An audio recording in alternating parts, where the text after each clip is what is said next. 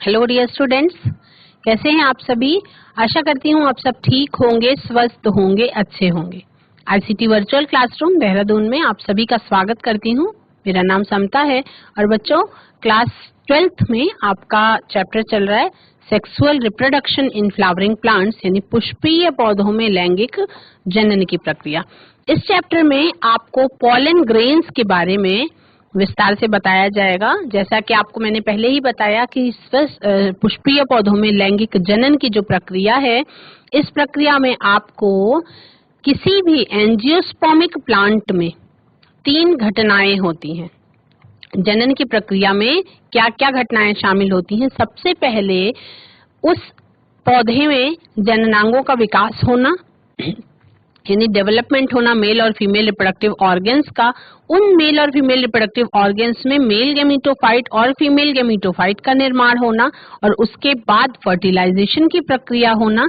क्योंकि हम पौधों की बात कर रहे हैं तो परागण की भी प्रक्रिया का होना, उसके बाद फर्टिलाइजेशन की प्रक्रिया का होना, और फर्टिलाइजेशन के उपरांत फल का बनना और बीज का बनना। यही प्रक्रिया पूरी आपको इस चैप्टर में पढ़नी है।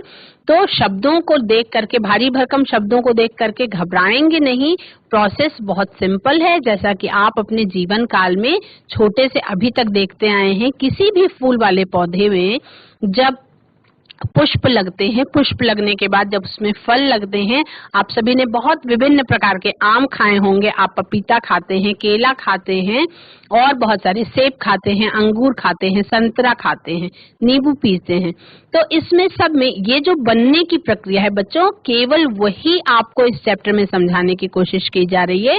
तो बिना देरी किए हुए हम चलेंगे स्मार्ट बोर्ड की तरफ और हम देखेंगे कि किस तरह से पुष्पीय पौधों में जो पराग कण होते हैं उनकी क्या संरचना होती है और किस तरह से वो अपना काम करते हैं आगे। Male reproductive organ स्टेमन। स्टेमन के पार्ट्स के बारे में आप सभी ने जान लिया था कि 2 भागों में डिवाइडेड होता है, एंथर और फिलामेंट। तो अब हमको ब्रीफ में एंथर की संरचना के बारे में जानना है।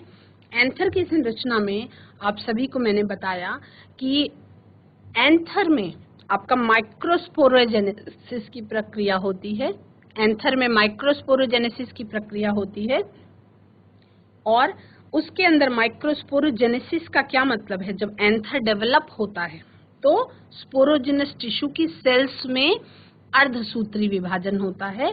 मियोटिक डिवीजन के फलस्वरूप क्या होता है? माइक्रोस्पोर मदर सेल्स टेट्राड बनते हैं। माइक्रोस्पोर मदर सेल्स से माइक्रोस्पोर के टेट्राड बनते हैं, और टेट्राड जो सेल्स की प्लॉइडी होती है वो हेप्लॉइड हो गए होते हैं, डिप्लॉइड से हेप्लॉइड में कन्वर्ट हो जाते हैं, है ना।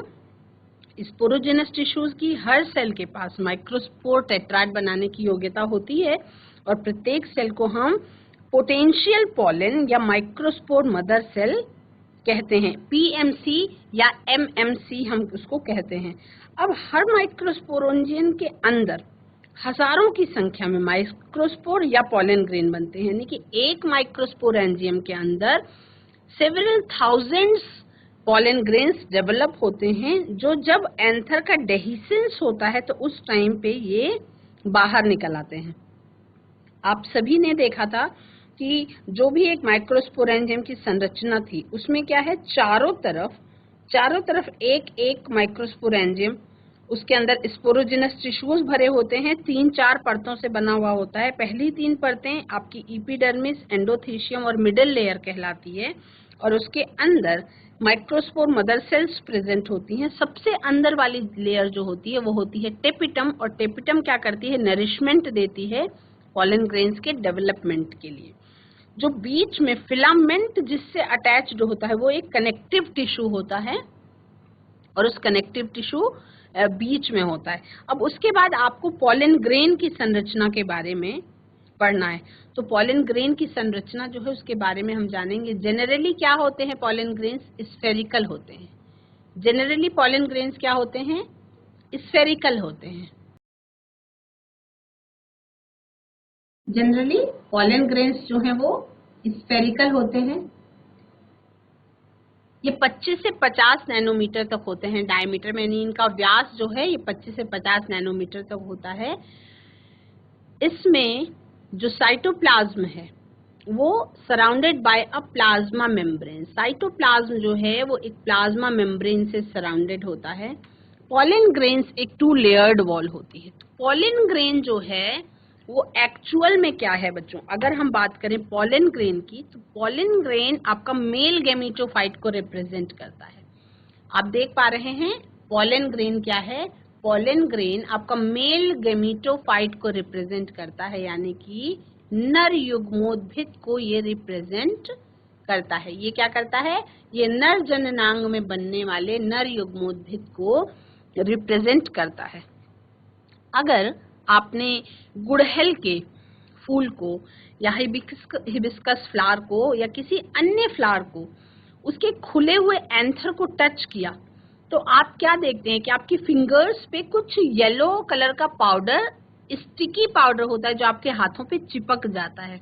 आपके हाथों पर ये जो येलो कलर का पाउडर चिपक जाता है, अगर उसको आप एक ग्लास स्लाइड पर एक बूंद पानी डालकर और उस पर ये पॉलन ग्रेन्स छिड़क करके अगर आप माइक्रोस्कोप से देखेंगे तो आप हैरान हो जाएंगे। आपको अलग अलग स्पीसीज के पॉलन ग्रेन्स का जो आर्किटेक्चर है, या हम कह सकते हैं उसका शेप, साइज, कलर, डिजाइन, वो सब डिफरेंट होता है, अलग अलग होता है। पॉलन ग्रेन्स जेनरली स्फेरिकल होते हैं, यानी पॉलन ग्रेन्स सामान्य तौर पर गोलाकार संरचना में होते हैं, जैसे बॉल होती है लगभग उस तरीके के होते हैं, और इसका डायमीटर लगभग 25 से 50 माइक्रोमीटर तक होता है।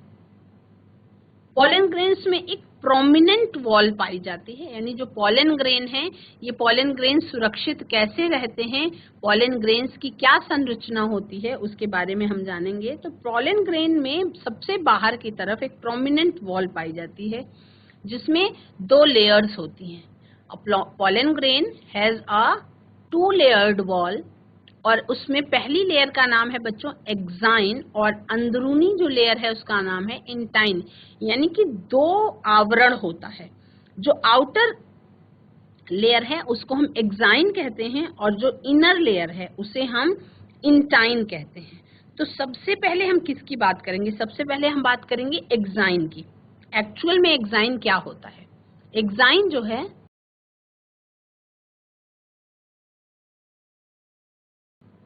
जो है बच्चों, ये पॉलन ग्रेन्स की हार्ड आउटर लेयर को हम एक्साइन कहते हैं। तो ये जो हार्ड आउटर लेयर होती है ये स्पोरोपोलेनिन नाम के एक ऑर्गेनिक मटेरियल की बनी हुई होती है। स्पोरोपोलेनिन एक्चुअल में क्या है, sporopollenin most resistant organic material है। क्या है, sporopollenin most resistant organic material है, यानी कि सबसे ज्यादा उच्च क्षमता का अति प्रतिरोधी कार्बनिक पदार्थ है, और ये किसी भी तरह के हाई टेम्परेचर में, स्ट्रॉन्ग एसिड्स में या अल्कलाई में डिग्रेड नहीं होता है। इस पर किसी भी तरह के एंजाइम का भी अभी तक कोई प्रभाव पाया नहीं गया है। Enzymes can not degrade sporopollenin. Enzymes जो है स्पोरोपोलेनिन को डिग्रेड नहीं कर सकती हैं। तो आखिर स्पोरोपोलेनिन इतना स्ट्रॉन्ग क्यों है?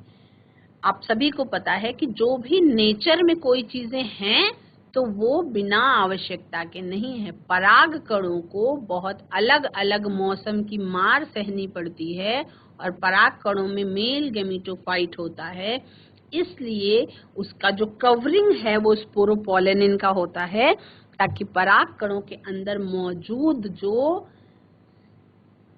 नर युग्मोद्भिद है उसको नुकसान ना पहुंचने पाए। ठीक है, तो स्पोरोपोलेनिन को डिग्रेड करने वाला कोई भी एंजाइम अभी तक ज्ञात नहीं है। अभी तक कोई भी ऐसा एंजाइम नहीं पाया गया जो स्पोरोपोलेनिन को डिग्रेड कर सकता हो। ठीक है, अब देख रहे हैं कि जो एक्साइन होता है, एक्साइन में कुछ अपर्चर्स होते हैं, यानी कि बीच बीच में कुछ बहुत छोटी छोटी छिद्रों जैसी संरचना होती है, क्योंकि स्पोरोपोलेनिन जो है उसको वो डिग्रेड नहीं हो सकता। तो स्पोरोपोलेनिन डिग्रेड नहीं हो सकता तो कैसे पराग नलिका का आविष्कार होगा, कैसे पॉलन ट्यूब निकलेगी? तो इसके लिए जगह जगह पे जर्म पोर्स प्रेजेंट होते हैं। Exine has apertures called germ pores where sporopollenin is absent. जहाँ पे sporopollenin नहीं पाई जाती, जहाँ पे sporopollenin absent होती है, वहाँ पर germ pores पाए जाते हैं. तो एक्साइन में ये germ pores present होते हैं. ठीक है. अब इसीलिए pollen grains are preserved as fossil due to the presence of sporopollenin. Sporopollenin में जो अंदर पॉलन ग्रेन्स मौजूद होते हैं वो किसी भी तरह से डिग्रेड नहीं होते और उनको कोई नुकसान नहीं पहुंचता, इसलिए सालों साल ये जो है ये जीवाश्मों के रूप में सुरक्षित हो जाते हैं और इसीलिए इनको हम माइक्रोफॉसिल्स के नाम से भी जानते हैं. एक्साइन जो है अलग अलग पैटर्न्स और अलग अलग डिजाइन में होते हैं. पॉलन ग्रेन्स को हम फॉसिल के रूप में प्रिजर्व कर सकते हैं.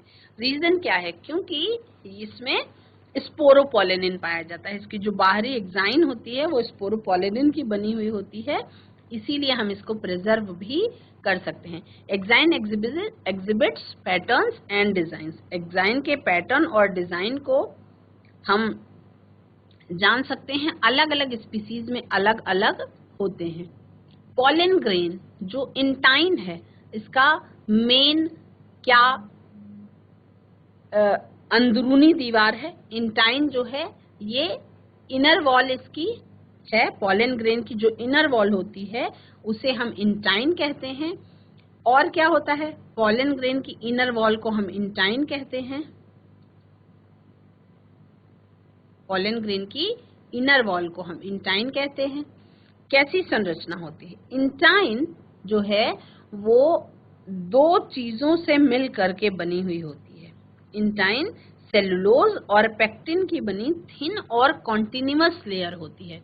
It is a thin and continuous layer made up of cellulose and pectin. यानी कि जो अंदरूनी दीवार है वो सेलुलोज और पेक्टिन से मिल करके बनी हुई होती है, थिन होती है और ये एक कंटिन्यूअस लेयर होती है, यानी इसमें किसी भी प्रकार का कोई छिद्र नहीं पाया जाता.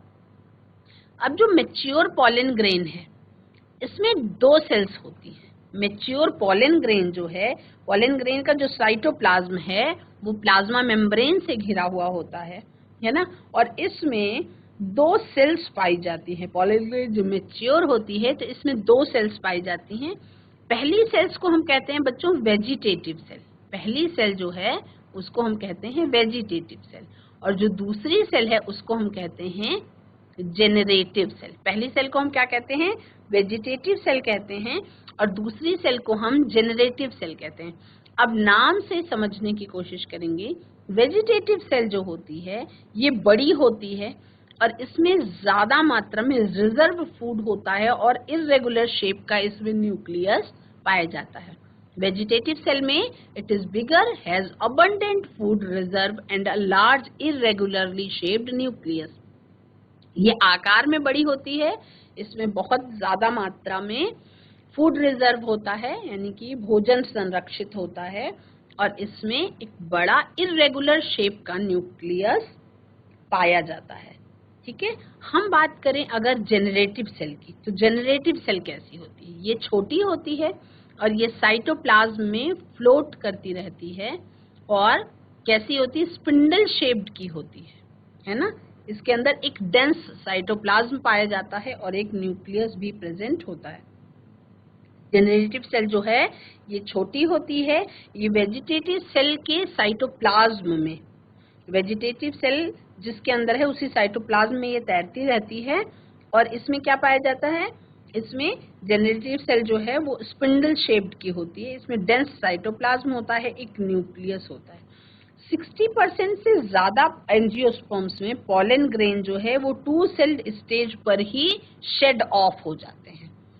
यानी कि 60% पुष्पीय पौधों में जब ये परिस्थिति आती है मैच्योरिटी की कि वेजिटेटिव और जेनरेटिव सेल में जब ये बढ़ते हैं उसी समय पे परागकण जो है वो झड़ जाते हैं, यानी कि उनका डेहिसेंस हो जाता है.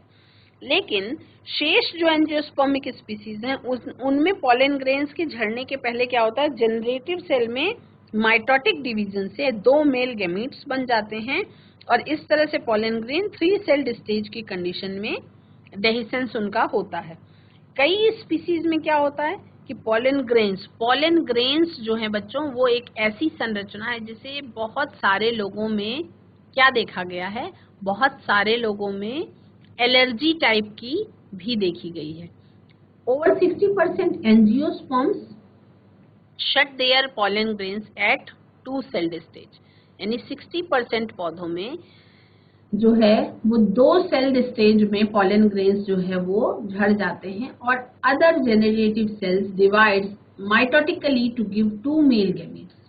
2 मेल गैमीट्स का ये निर्माण करते हैं। 10 pollen grains are shed at 3 celled stage, और यहाँ पे पॉलन ग्रेन्स जो है वो 3 सेल्ड स्टेज में क्या होते हैं, 3 सेल्ड स्टेज में झड़ते हैं 40% के, ठीक है। तो यहाँ पे माइटोटिकली वो डिवाइड हो गए होते हैं और 2 मेल गैमीट्स का निर्माण उनके अंदर हो चुका होता है।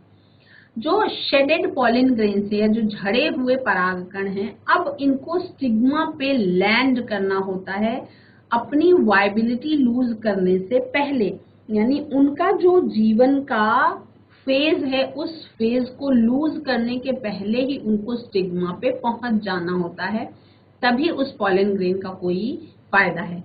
जो वायबिलिटी है वो क्या चीज है, the viability period of pollen grain is variable. अलग अलग पॉलन ग्रेन्स में वायबिलिटी का जो पीरियड है वो अलग अलग होता है, यानी कि कौन सा पॉलन ग्रेन कितने टाइम तक जिंदा रहेगा ये डिपेंड करता है टेम्परेचर पे और ह्यूमिडिटी पे, यानी कि मॉइस्चर वहां पे कितना है और वहां पे टेम्परेचर कितना है ये डिपेंड करता है।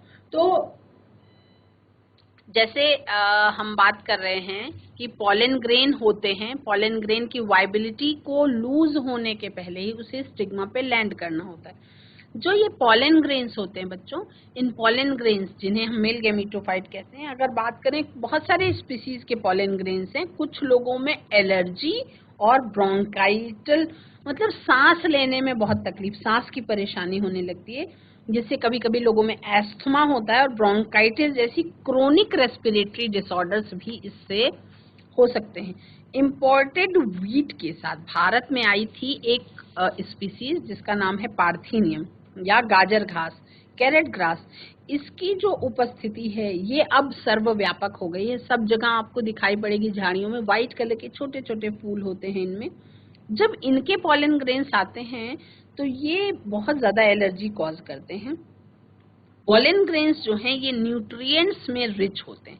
तो वायबिलिटी पॉलन ग्रेन्स की जो है, viability of pollen grains of some cereals like rice and wheat, यानी चावल और गेहूं, धान और गेहूं, इनमें जो पॉलन ग्रेन्स होते हैं वो केवल 30 मिनट तक जिंदा रहते हैं।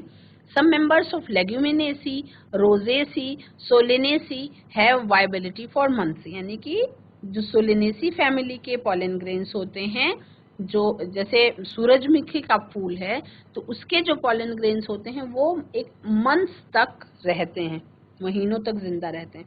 तो पॉलन ग्रेन्स के अलग अलग यूज भी हैं। पॉलन ग्रेन्स के न्यूट्रिएंट्स में बहुत रिच होते हैं। इकोनॉमिक इम्पोर्टेंस क्या है पॉलन ग्रेन्स का, these are rich in nutrients. Pollen grains यानी कि आपके जो परागकण होते हैं ये पोषक तत्वों में रिच होते हैं। Pollen tablets are used as food supplements. Pollen tablets जो है वो फूड सप्लीमेंट्स के रूप में विदेशों में इसका बहुत फैशन है, यूज किए जाते हैं।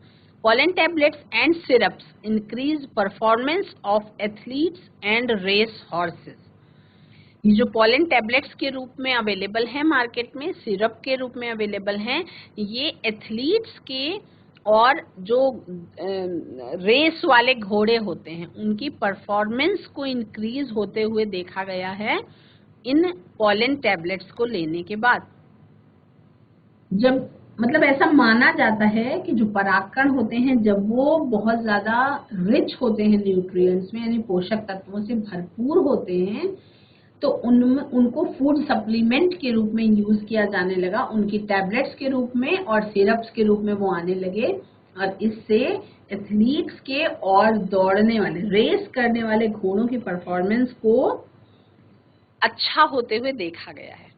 पॉलन ग्रेन्स जो हैं ये बहुत सालों तक इसको स्टोर भी किया जा सकता है। They are stored for years in liquid nitrogen, यानी कि उसके लिए माध्यम क्या चाहिए, उसके लिए लिक्विड नाइट्रोजन होना चाहिए on the temperature of -196 degrees centigrade, यानी कि प्रोबेबली -200 डिग्री सेंटीग्रेड।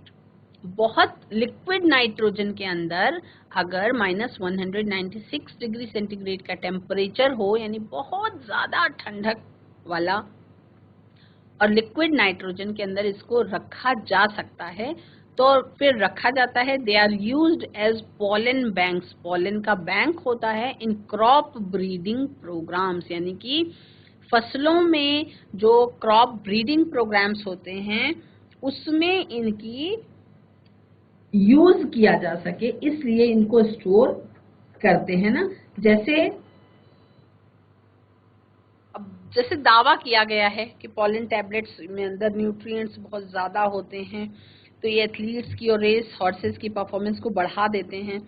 जब एक बार पॉलन ग्रेन झड़ते हैं तो स्टिग्मा पे इनको अपनी वायबिलिटी लूज करने के पहले ही लैंड होना होता है। क्यों?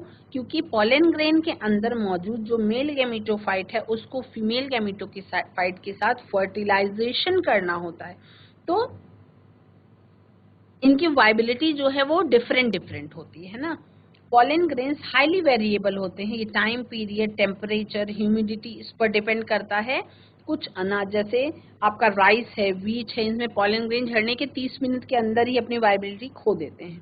कुछ पॉलन ग्रेन्स हैं जैसे आपका रोगोजेसी फैमिली है, लेग्यूमिनेसी है, इसमें ये सोलिनेसी है, इसमें पॉलन ग्रेन्स की जो वायबिलिटी है वो महीनों तक बनी रहती है।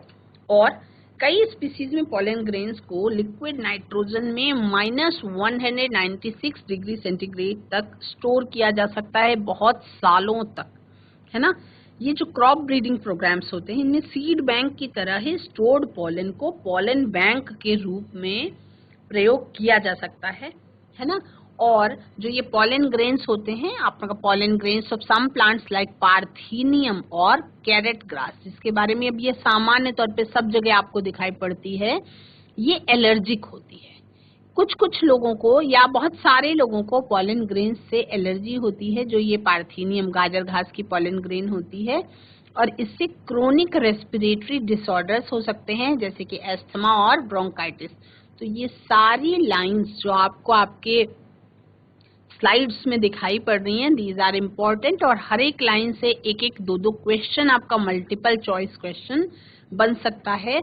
तो इसको अच्छे से आप सभी नोट करेंगे बच्चों। Economic importance of pollen grains भी आप पॉइंट वाइज लिख लेंगे, और उसके बाद स्ट्रक्चर के बारे में अगर कहीं कोई कंफ्यूजन है, कहीं कुछ छूट गया है, तो वो भी आप कर सकते हैं। जब चैप्टर खत्म होगा तो एक बार पूरा रिवीजन मैं कराऊंगी आप सभी को, आप नोट कर लेंगे economic importance of pollen grains.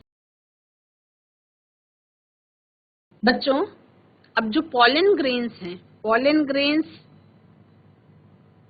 का अगर इनलार्ज्ड व्यू लिया जाए तो ये एक टेट्राड के रूप में होते हैं ना, वो आप सभी ने देख लिया। पॉलन ग्रेन्स में 2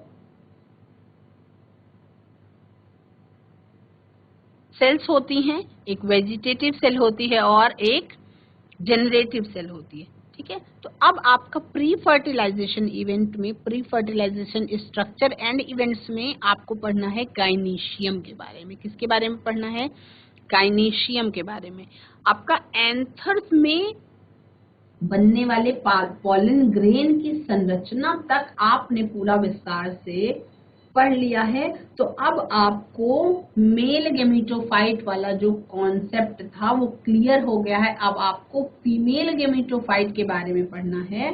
तो इसमें आपको सबसे पहले फीमेल रिप्रोडक्टिव पार्ट के बारे में पढ़ना है, और फीमेल रिप्रोडक्टिव पार्ट के बारे में पढ़ने के बाद आपको फीमेल रिप्रोडक्टिव पार्ट में मेगास्पोरोजेनेसिस की जो प्रक्रिया होगी उसके बारे में पढ़ना है। तो फीमेल रिप्रोडक्टिव पार्ट जो होता है वो उसको हम कहते हैं गायनीशियम, उसको हम कहते हैं पिस्टिल।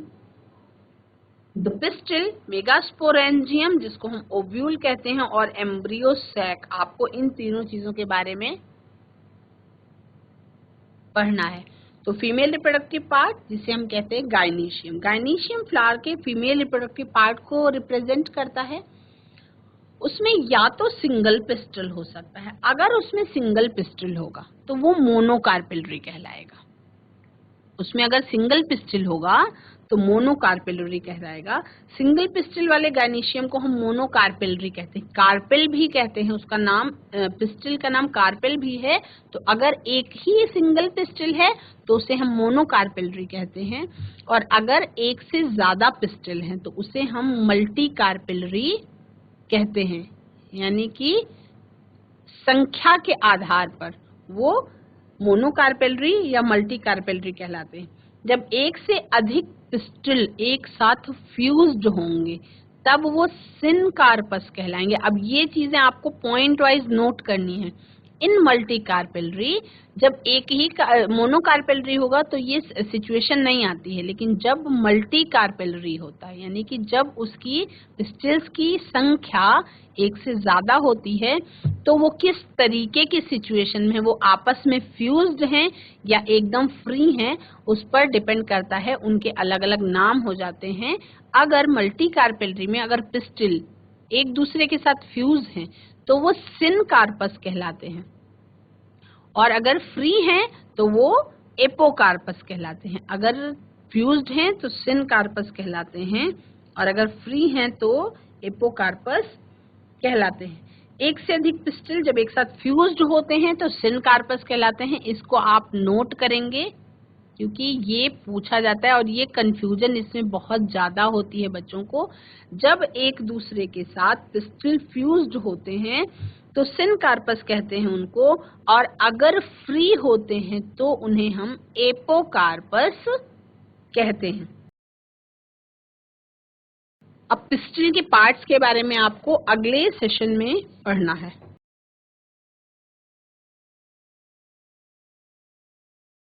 बच्चों, आज की क्लास में आप सभी ने पॉलन ग्रेन की जो स्ट्रक्चर है उसको ब्रीफ में जान लिया कि पॉलन ग्रेन की संरचना जो है वो 2 लेयर्ड स्ट्रक्चर होती है।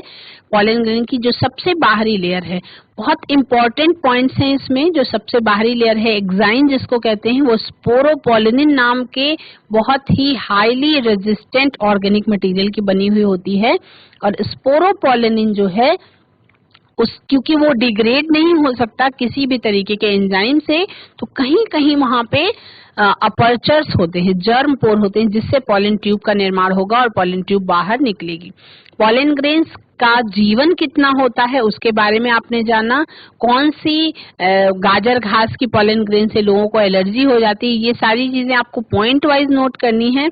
अलग से तो क्या ये एक लंबे नंबरों में नहीं पूछा जाता, लेकिन एक एक पॉइंट आपका आना इसलिए जरूरी है क्योंकि ये आपका मल्टीपल चॉइस क्वेश्चन में किसी भी लाइन से आपका क्वेश्चन उठा के पूछा जा सकता है। आज की क्लास में इतना ही। अगले सेशन में हम फीमेल गैमेटोफाइट के बारे में बात कर लेंगे और उसके बाद फिर इवेंट आएगा फर्टिलाइजेशन का। आज की क्लास में इतना ही। That's all for today. Have a nice day. Take care.